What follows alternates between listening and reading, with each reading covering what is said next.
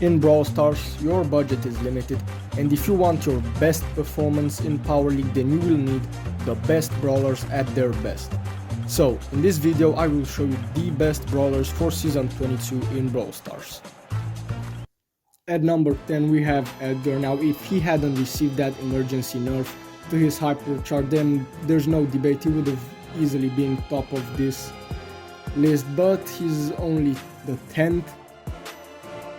He's a very strong assassin. The fact that you can jump and you can also passive ability at the same time is huge, and now with your hypercharge you can deal more damage and take less damage, so that's just a huge game changer for him.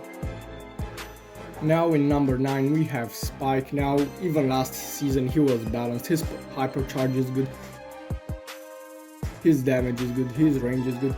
You really need to have him at power 11 with his hypercharge if you want to perform well in Power League. He's really good in 3v3s and solo showdown as well, so there really isn't any reason not to have him at his best. In number 8 we have Miko. Now what's really strong about him is that you can bait hypercharges, and he also does a lot of damage. He can take down a lot of brawlers just like Mortis. He's basically just Mortis but deals more damage and jumps over walls and has a hypercharge. And I said that you can bait hypercharges with Miko. That means that you just jump, let them activate, then run away as fast as possible. It's a viable technique for 3v3s. And in solo showdown he also works, but since we're focusing on Power League, he's only 8th place, so don't make him your priority to max out, but don't forget about him if you still have the budget. Now in number 7 we have another OG just like Spike. Here we have Bo.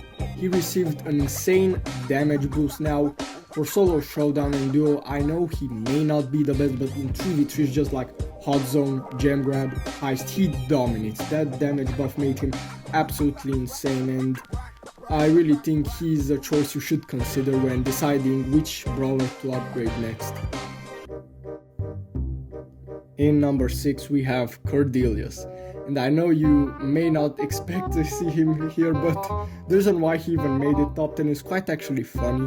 Cordelius, with his gadget, has the insane power of just nullifying the hypercharge.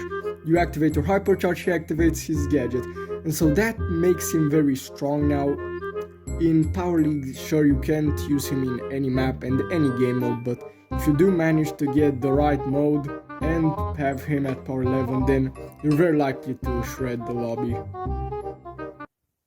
At number 5 we have Colette. However, since she received her hypercharge, she has always been a strong choice for 3v3s, duo showdown, solo showdown, so there really isn't any reason not to max her up. Plus her range also makes her decent in open maps. Now in open maps usually want to pick other brawlers such as Piper and Bee, but Colette is good up close as well, so that also makes her a choice to consider.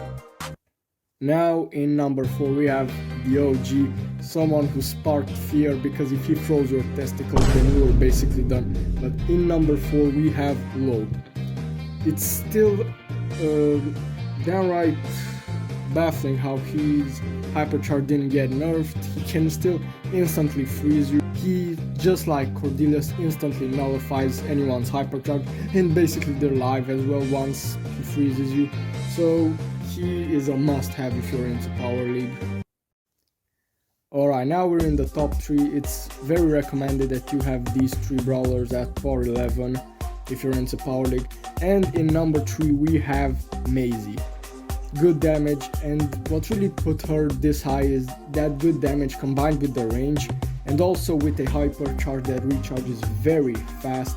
That just makes her a very strong and versatile combination. So if you don't have that much of a budget, then Maisie basically works out in most games, especially in Brawl Ball. She's the best pick for Brawl Ball, so really give her a shot. Now the second best brawler right now is Fang. He was very strong 2 seasons ago, then they nerfed him, and then he wasn't as strong because they gave him that damage nerf, but that didn't matter, that didn't stop him. Fang is now back for round 2 this season with his hypercharge. He can just eat through entire trios instantly with that damage boost and damage reduction, and he can also go through walls, so now it's extra harder to escape him. So Fang is, I'm very happy that he's on this list because he's one of my favorite brawlers to play and he's very fun. And in first place this season we have Kit, and it's honestly not even that surprising. I mean, the fact that he can latch onto enemies and become invisible anytime he wants is already insanely strong, but if you manage to get in a fight against a Kit latched onto a tank, then you can say as many prayers as you want to just not surviving.